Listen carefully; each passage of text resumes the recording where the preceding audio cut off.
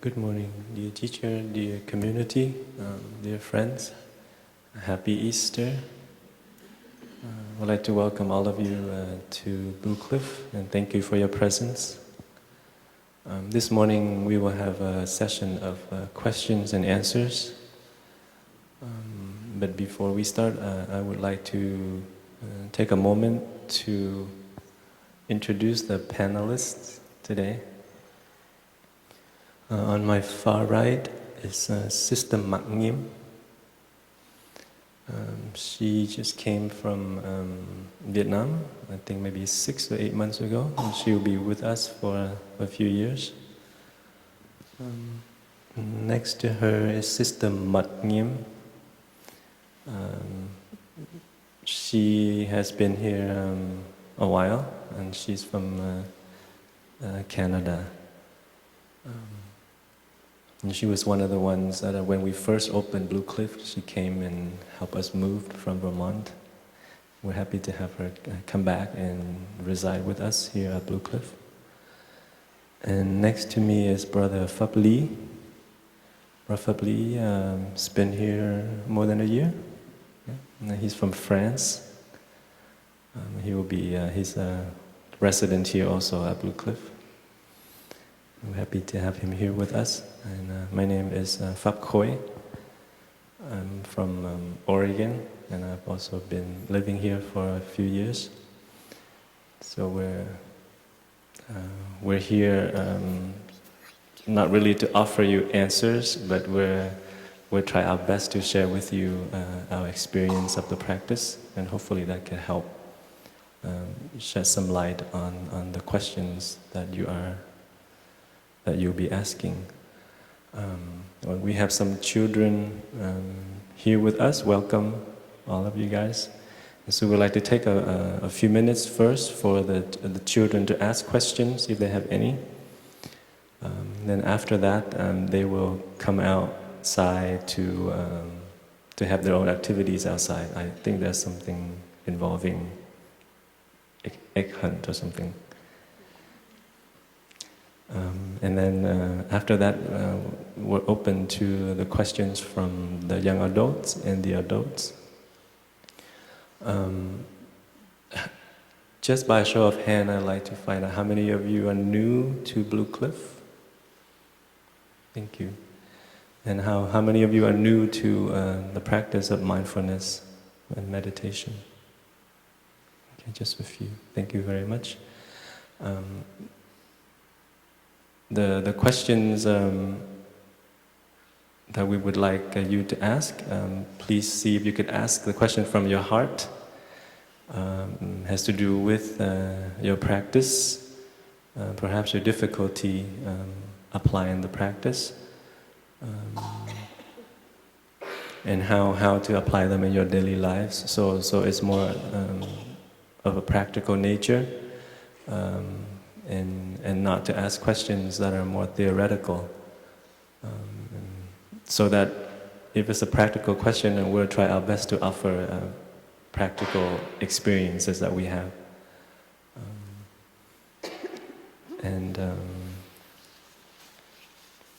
So with that, I would like to invite the kids. If you guys have any questions, so don't be afraid to raise your hand, and we'll have a mic come to you, and you can ask your question. We'll take a few questions from the children, and then we'll answer them.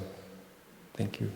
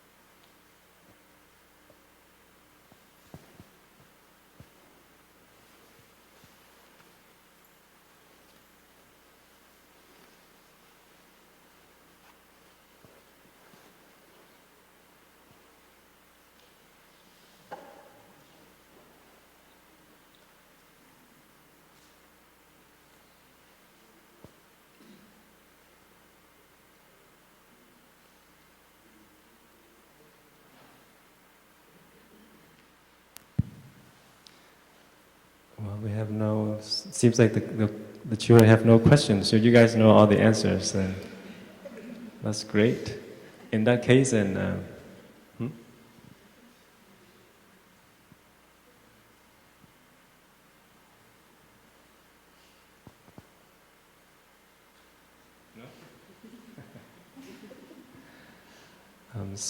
When you hear the sound of the small bell, please stand up, and then you turn around, and with the second sound, you bow to the community, and then enjoy your activities outside with the brothers and the sisters.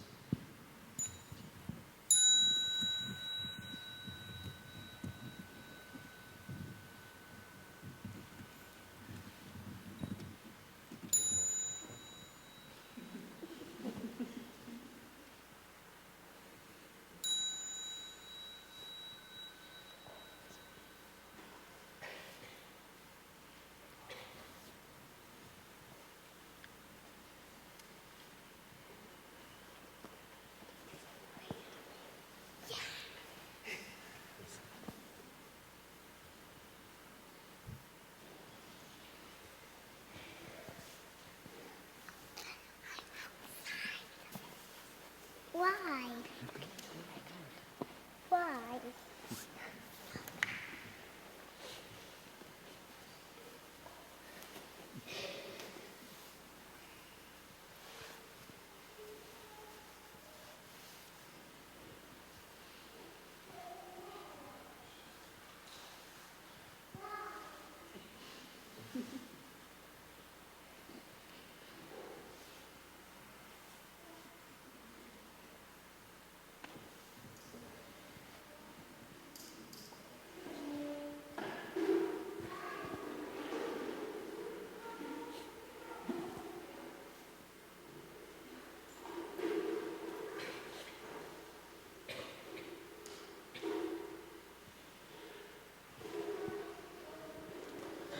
So dear community, dear friends, now open up to your questions. So if you have a question in mind, please raise your hand, and we'll have a mic brought over to you. It will take maybe 4 questions or so together, and then we'll answer them. And then after that, if there's time, we'll take more questions. Thank you.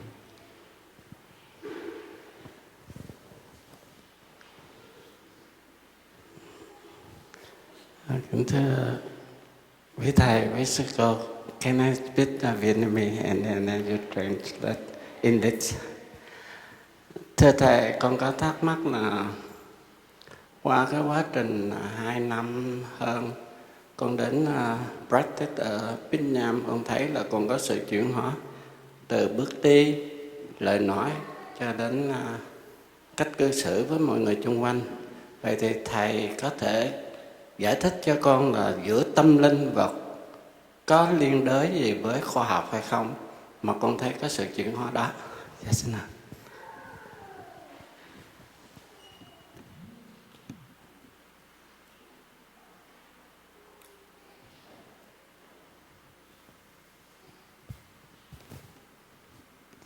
So dear brothers, sisters, and dear friends, I'd just like to translate what Yulong have asked.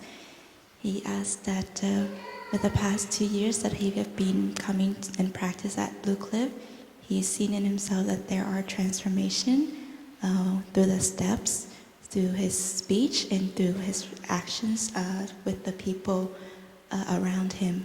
So his question is that he would like to ask the brothers and sisters to share a little bit about the relationship between spirituality and science.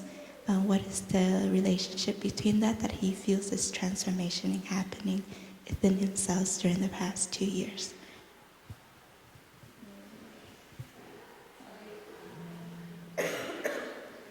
Spirituality and science.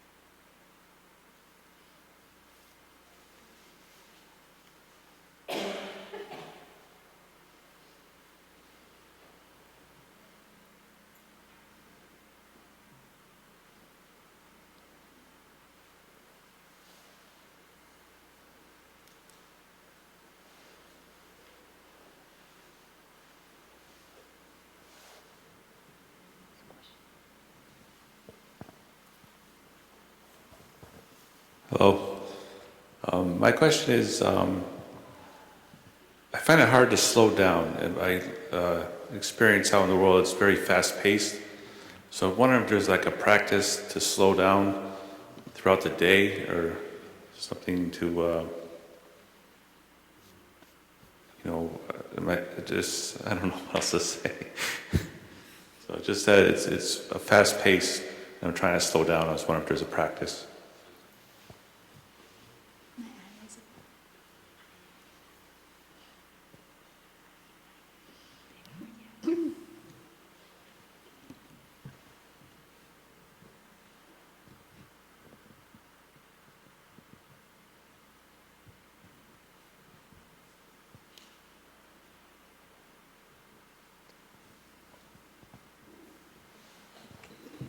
Hi. I find that I'm processing a lot of negative messages from the media, and I've, gotten off all my Facebook accounts, etc., just to get some peace. But it's still out there in conversation, and I was just wondering, what is the best way to sort of be, I guess, to accept and be one with these negative messages and sort of let them go?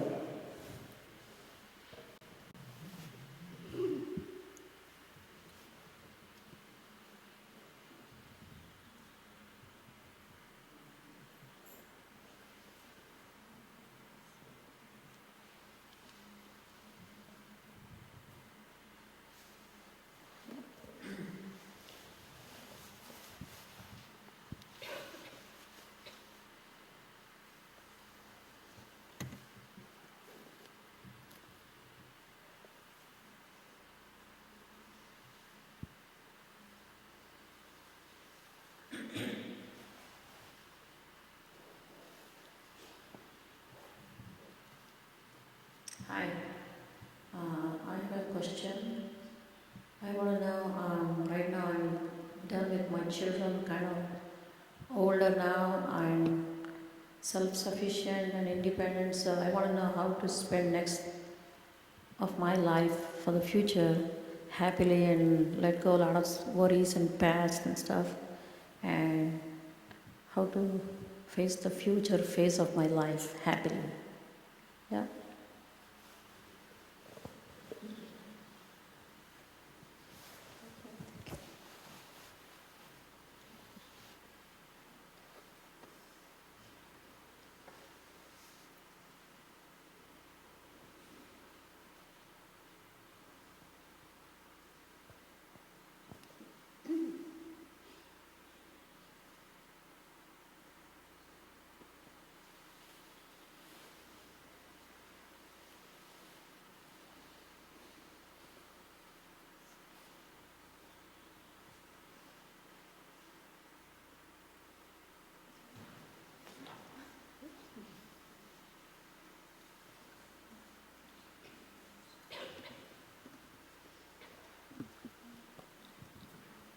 So thank you for your questions. We will try our best to offer our experience and insight into these questions, and then afterwards, when we finish, we can have time for other questions.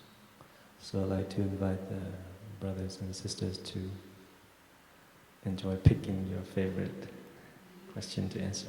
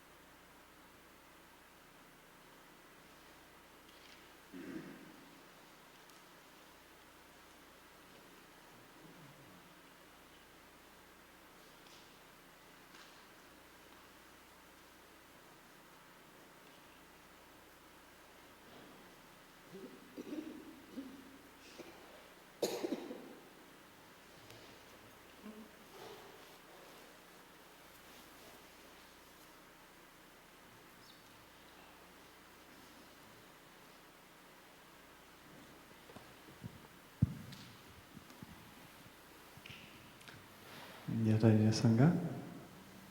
Good morning.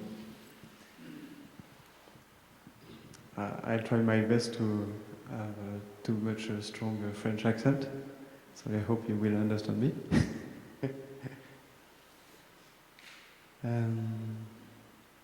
I'll try to answer the question about the best way to accept and be one with all the negative messages in the media. And actually, it's not only in the media, but it can be also through any way that we can receive messages like when we hear conversations, or what kind of books we read, or magazine we read, and what kind of mental conversation we have in our head.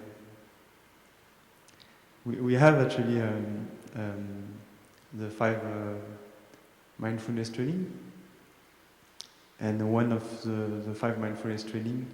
So it's the 5 mindfulness training are trainings that anybody can take in order to help in our growth, in our way, to have guidelines in order to have a more mindful life, more meaningful life.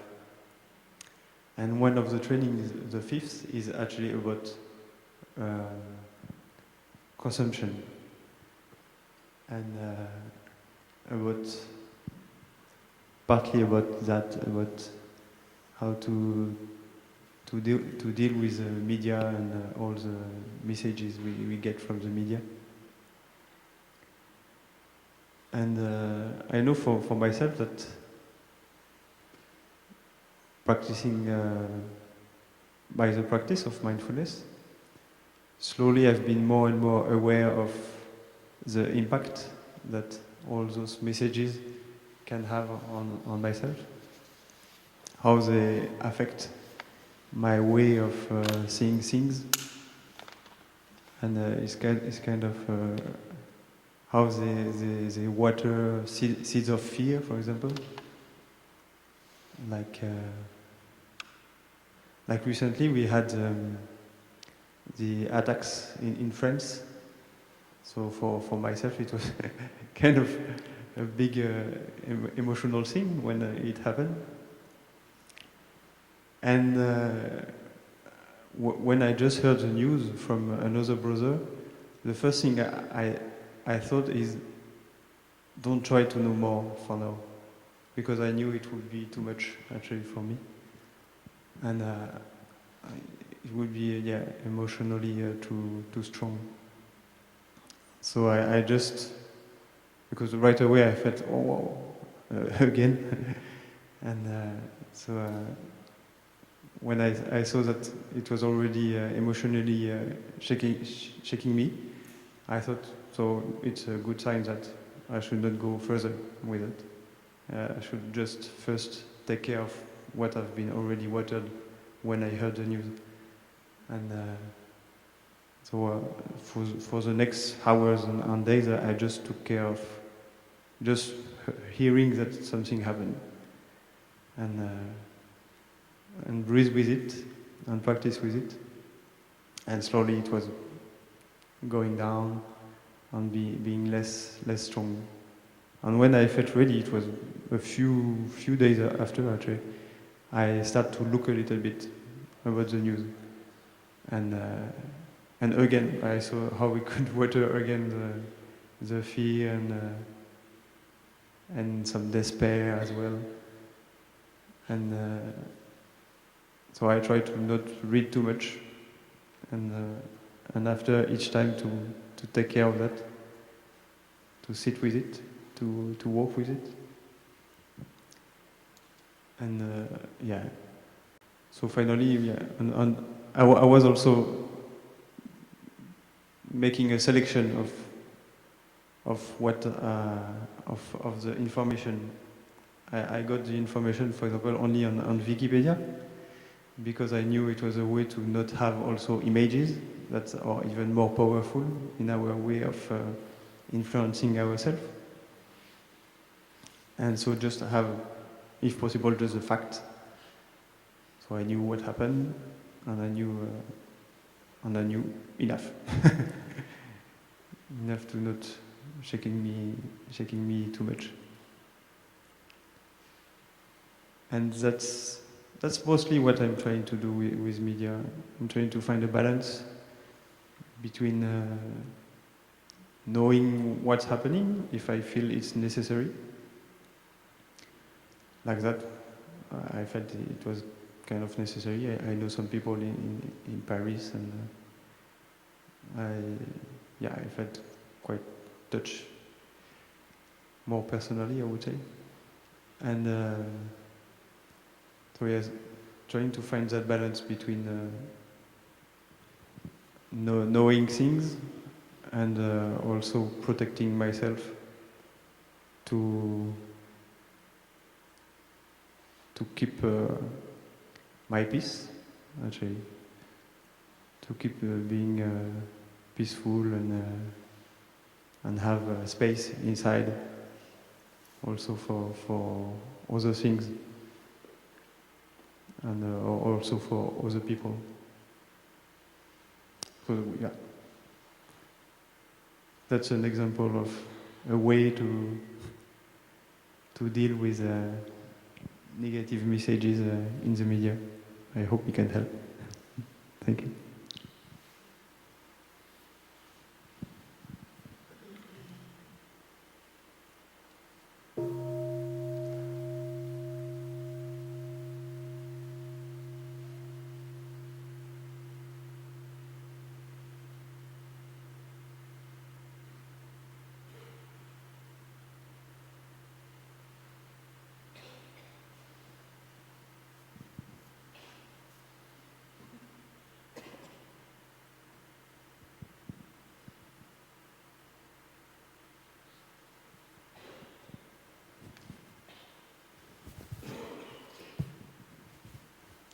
Con kính bạch quý thầy, quý sư cô và toàn thể đại chúng.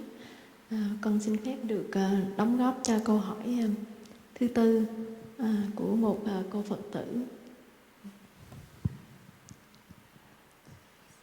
Dear Sangha, I would like to share my experiences concerning the fourth question. Dạ, đối với con thì con không có con không phải đóng vai trò là người mẹ, nhưng mà theo kinh nghiệm của gia đình con thì mẹ con có 4 người con. I do not have children.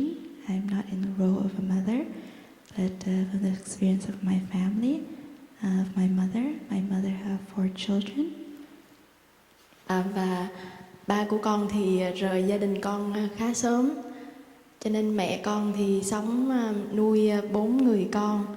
Thì trong đó ba chị em con đi tu, cho nên thành còn lại mẹ con phải sống một mình với lại chị gái của con. My father have left us when I was very young, so my mother had to raise 4 of us by herself, and among 4 of us, 3 of us became monastics. So my mother is have to live alone with one of my sister. Cho nên bao nhiêu cái tình thương của người mẹ, người vợ hay là của mẹ con thì dồn hết cho chị hai của con. Và mẹ con rất là thương chị, chăm sóc và nấu ăn mỗi ngày cho chị. So all the love that my mother has either for my father as a wife or for the children as a mother, she gives all that love to my elder sister who is currently living with her. She cooks for my sister, wash up and so on. Dạ, cho đến một thời gian thì có cảm giác như là cuộc sống của mẹ con là cuộc sống của chị hai con là một. And at a certain point, I felt like that my mother's life is actually, and my sister's life, that is actually only one. Cho đến một ngày chị hai con đi lấy chồng thì dĩ nhiên là ra ở riêng thì mẹ con giống như là mất đi một cái nguồn sức sống. And until one day when my sister got married, and of course once she got married, she goes out on her own with her family. Then my mother felt that she had lost a source of living. Dạ. Trong thời gian đó thì mẹ con rất là khó khăn, tại vì phải tập sống một mình và mọi thứ là giống như rất là nhiều cô đơn và buồn. And during that time, my mother had to go through a very difficult time because she had to learn how to live on her own now. So she had to go through, she had a lot of sadness. Yeah, may mắn cho mẹ con á là chị em con chia sẻ và chia sẻ được cho mẹ con, và mẹ con bắt đầu nhận ra rằng là không có sự chia tay, không có sự chia ly, mà chị hai con vẫn còn đó cho mẹ con. And during that time, the three of us and the children, myself and my siblings have shared with my mother a lot, being there for her. And through times, my mother have finally able to accept that there's no separation between her and her children, and that my elder sister is always there for her. Thì khi đó thì mẹ con hiểu ra được rằng là cuộc sống của chị hai con tốt, thì cuộc sống của mẹ con cũng được tốt và nhiều bình an. Chính vì vậy mà mẹ con thực tập quay trở về chăm sóc bản thân mình và để cho các đứa con của bà không có phải lo lắng và có cái sự bình an. And through time she was able to accept that there is no separation between herself and her children, and especially when she realized that the lifestyle of my elder sister is she's having a lot of happiness and peace. So my mother was also at peace and was also happy about that. So after that, she was able to return to herself more, taking care of herself more, because she knows that her happiness and her peace is also the happiness and the peace of her children. Và mẹ con cũng không có đánh mất cái tình thương đó của bà với lại các người con, cho nên bà dồn tình thương đến các vị xuất sĩ, tức là các thầy, các sư cô ở trong tu viện, và bà cũng còn cơ hội để chăm sóc các thầy, các sư cô giống như là chăm sóc con của mình, và nhiều cơ hội đến với chùa và tu tập, thì bà quyết định đi tu. Cho nên đây cũng là một cái duyên may. And so the love for her children is still there, even though her children does not live with her.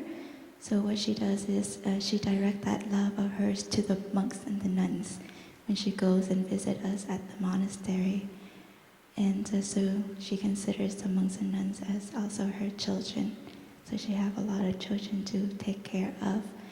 And fortunately, at a certain point, she also wanted to become a monastic also.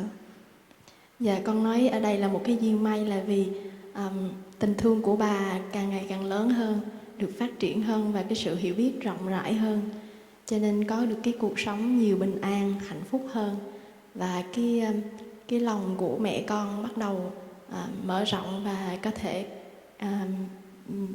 ban cái tình thương đến cho nhiều người hơn, mà không có phải riêng những người con của bà.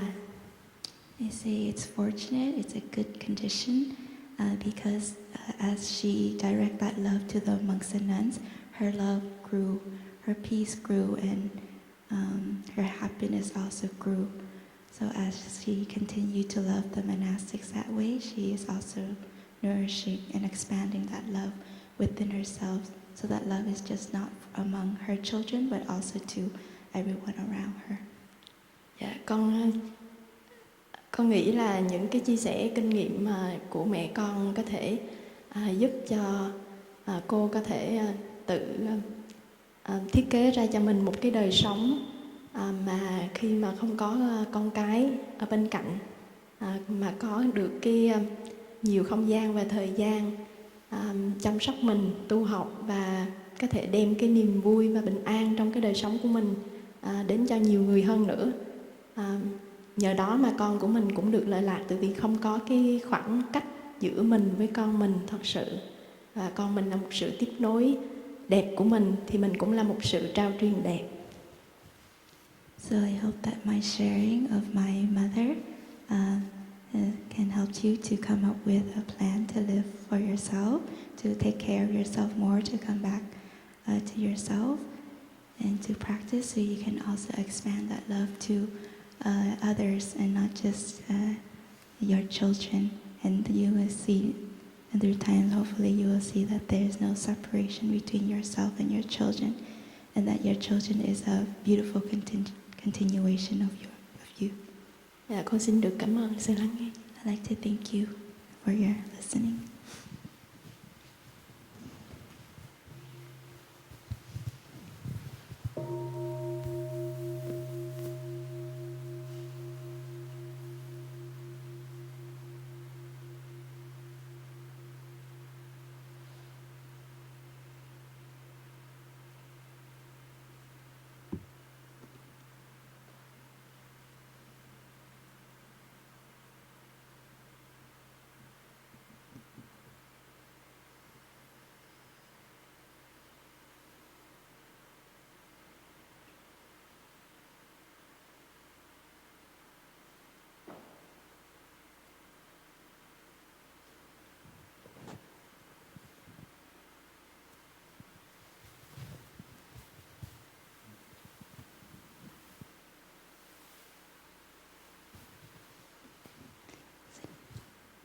So dear brothers, sisters, and dear friends, I'd like to just add a little bit on what Brother Fabli has shared about the third question about media.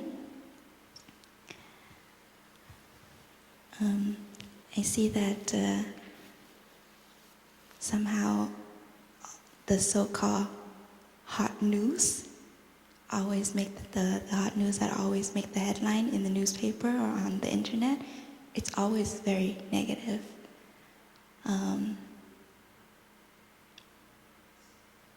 About let's say, the incident happened in Paris, or the shooting in Boston, and the shooting here and the shooting there, and it's also somehow always very negative hot news, that considered as hot news. And I see that because we have been getting in touch with all of these so-called hot news, that we become so negative in our way of thinking and our way of interacting with each other in our daily life, always having doubts and fear and so on. And so as you come to the monastery, I don't think you have seen any TVs or radios or newspaper around the monastery. So what I have been practicing is to be positive. I ordained at a very young age, teenage age.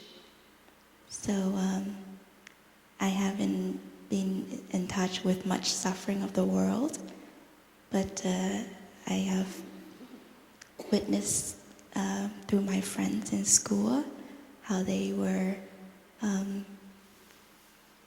smoking and drinking and partying and involving in drugs and stuff. And so what I started to practice as I become positive, I try to become positive, and I try to think positive and act positive. So I have come up with the practice of watering the good seeds So in us, there are many kinds of seeds, negative and positive seeds, and everything, as the Buddha have taught, that everything needs food to grow. So whatever seeds you water, it will eventually grow. So what Thai have taught us to do is to recognize the conditions of happiness that we are having right now, that we are having in this moment, that we seems to have forgotten or just don't bother to remember or even care about. So simply just recognizing, for example, that, oh, I still have two good eyes to be able to see all the shapes and forms around me, to see the beautiful flowers in front of me, to see the beautiful children laughing and playing, for example. And that can bring me about a lot of happiness, because I know that in the world, for example, there are people who doesn't have eyesight. They cannot see all the shapes and colors that I am able to see right now.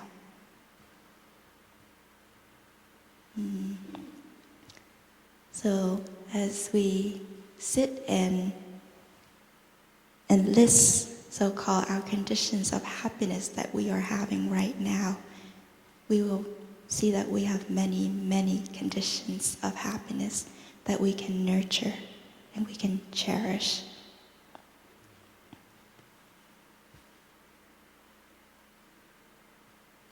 Or just like with the awareness that I'm very fortunate to be able to have a plate of food in front of me 3 times a day. So I will eat this food that is in front of me with a lot of gratitude, and with the awareness that many children in the world do not have food to eat like me, and a lot have died from starvation every single day. So I cherish this food, and I eat it with a lot of gratitude. Gratitude towards the people who have made this plate of food possible, to the cosmos that have made this plate of food possible. And so I just eat what the amount of food I need, so I don't take too much and put it to waste afterward.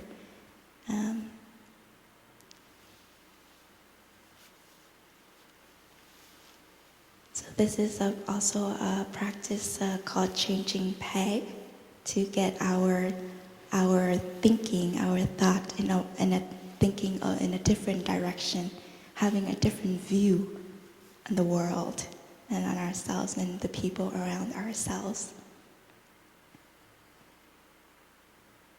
And it is hard to live in such society today with a lot of with the social media, with Facebook, Twitter, and that's always updated constantly, every moment, every minute, I believe. And especially the internet. But that doesn't mean that there aren't any great news in them. The internet, for example, can be a good source of learning for us also. So it depends on our ways, what we would like to read, what we would like to search on the internet or in the media. It's just somehow all of those hot news, the things that make headlines, always catches our attention first, and we want to know what's going on.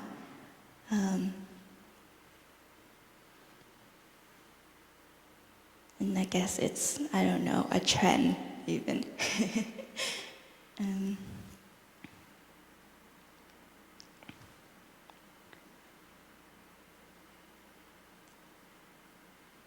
So on the internet, there are actually many wonderful things. Wonderful news that we can read and learn from.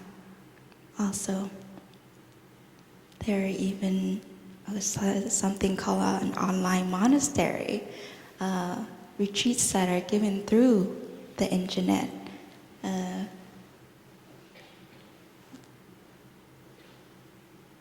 So it is up to us how we would like to receive, or what we like to take in through the social media, through the internet.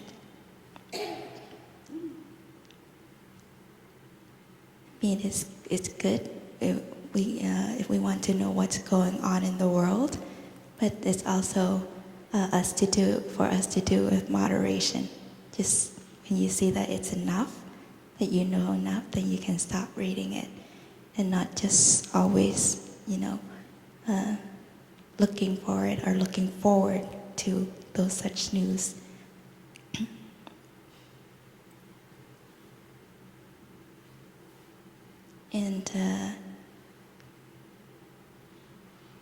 And if we cultivate what the other side in ourselves, so-called watering the positive aspect in ourselves, then we will have a different view on the world, on ourselves, and what is going on around ourselves.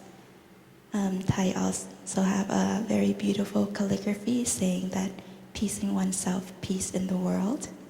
So when we have this sense of peace in ourselves, we are contributing this peace to the world, and not us contributing to more fear or to more frustrations or and so on. And practices to slow down in a fast-paced world today. It seems very easy to do that here in the monastery, am I right?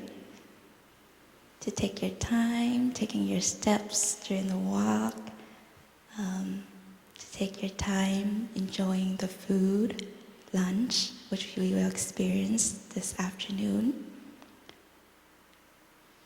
But it is much more difficult when you are living out there in such a fast-paced society.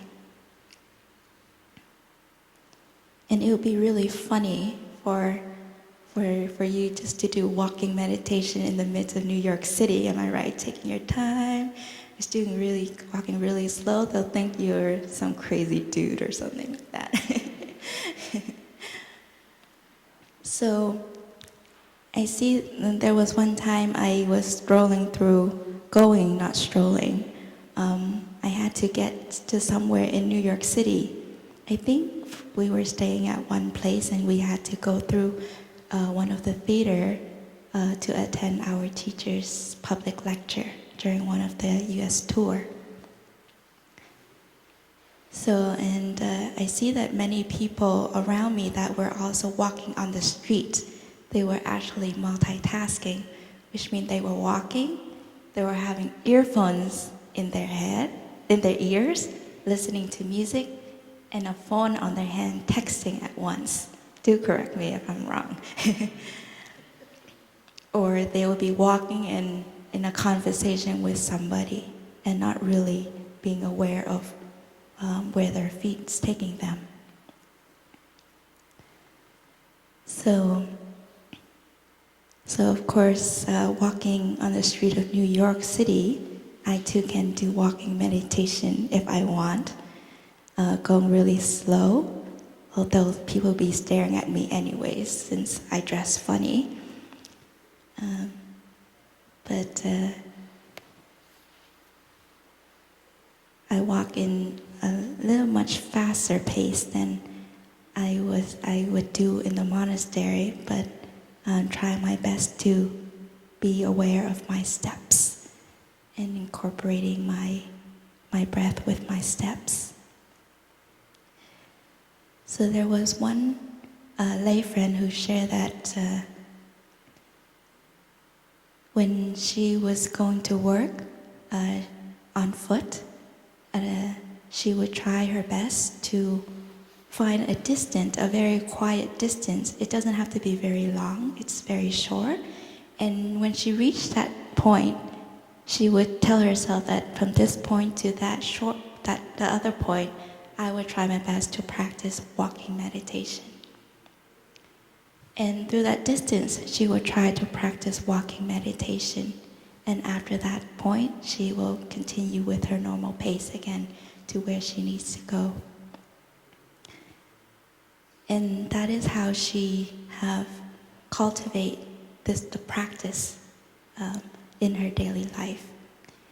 Or from many have practiced just from the parking lot when they park their car, and from the parking lot walking to where they need to be. The office, for example, they are committed to practice walking meditation to enjoy their steps. And just even though that that distance is not far, but it's a time for them that they can be committed to the practice. Or the practices that you experience here, you can actually bring it back to your home, and you might make it appropriate for your lifestyle. And it doesn't mean that you have to practice it throughout the whole day of yours. You have to be slow and all the way, all through your day, because that's almost impossible, I believe. So if you can, the moments that you can have, or the time that you can have, that you can be committed to the practice, then you can start off with that first.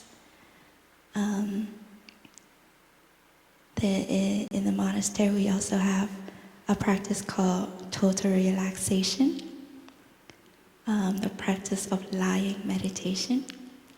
So where you can lie down and you will be guided through a session of relaxation, of being aware of the body.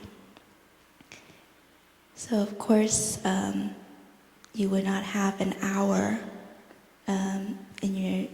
during your day to do total relaxation.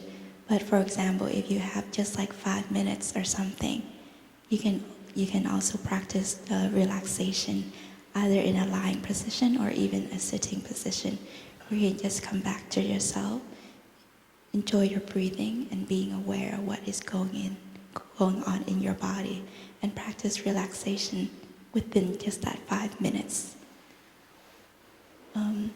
Or if you have, before you go to work, for example, you have a few minutes just to practice sitting, being still.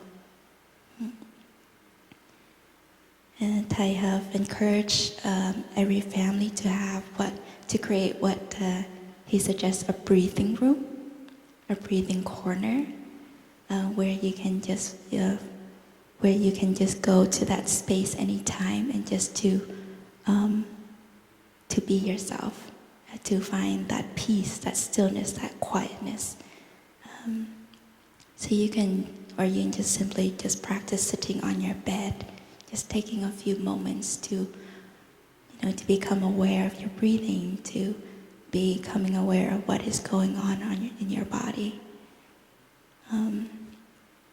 There's also gathas that we can practice, short verses that can remind us to practice, to be mindful from the time that we wake up and from the time we go to sleep. So you can find these gathas in a book called Present Moment, Wonderful Moments. You can take a look at it. We have it in our bookshop. So we can be creative in our lifestyle, how we can incorporate the practice into our lifestyle as fit. Thank you.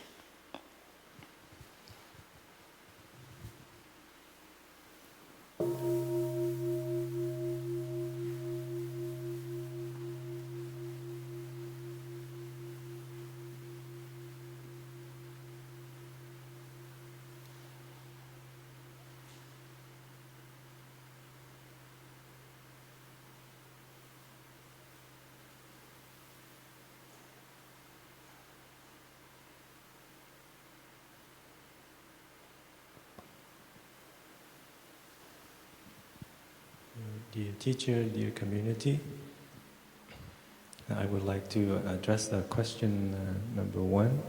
What is the relationship between spirituality and science? I think science and Buddhism share the spirit of investigation and the practical application. For example, this morning, many of us gathered across the street for walking, and before walking, a sister shared with us the theories of the practice, how to practice walking meditation.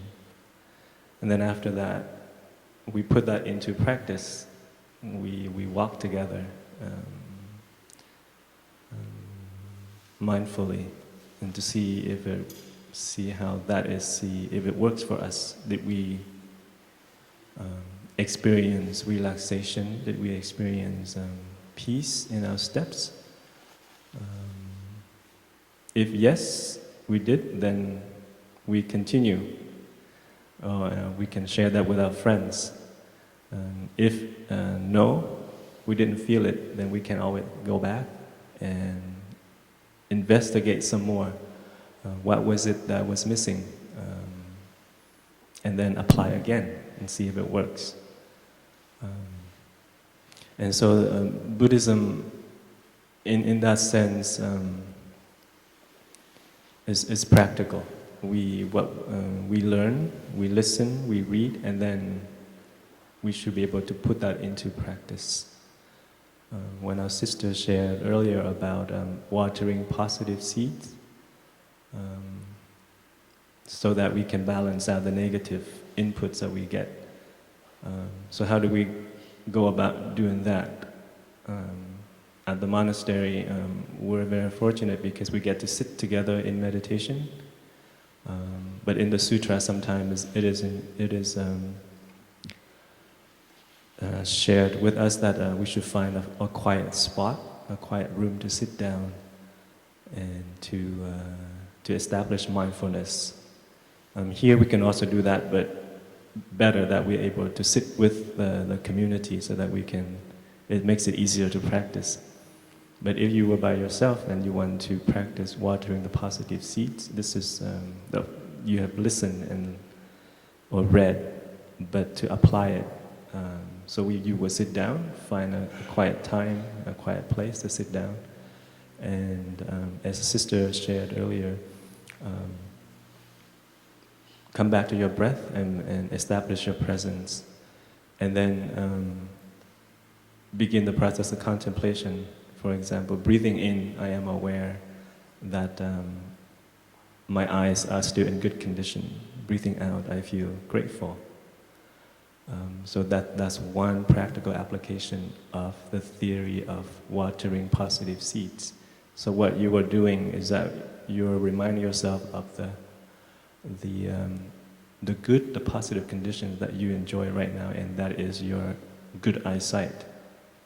And so the result of that is you feel grateful because you know if your eyes have problems, that would become a source of your suffering.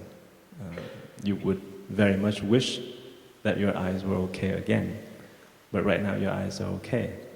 And so the practice is to remind yourself of having good eyesight at this moment is a condition for your well-being.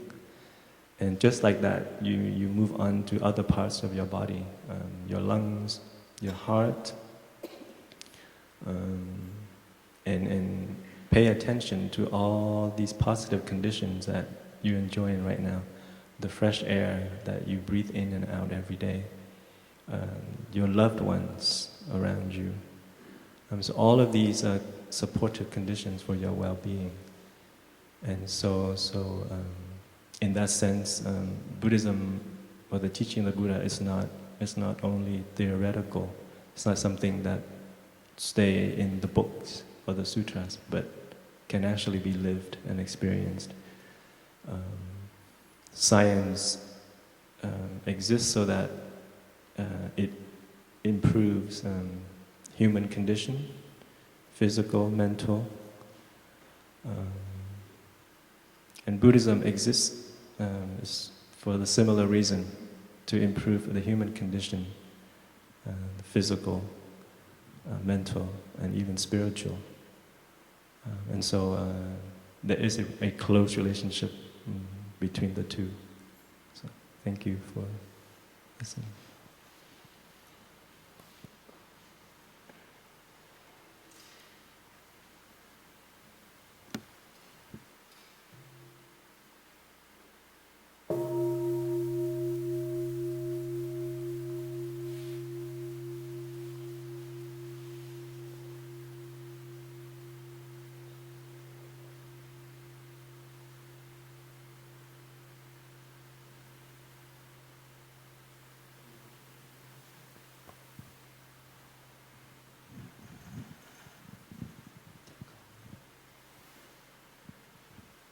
Do we have time for more questions?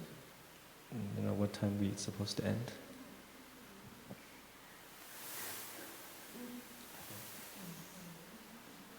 Okay. We have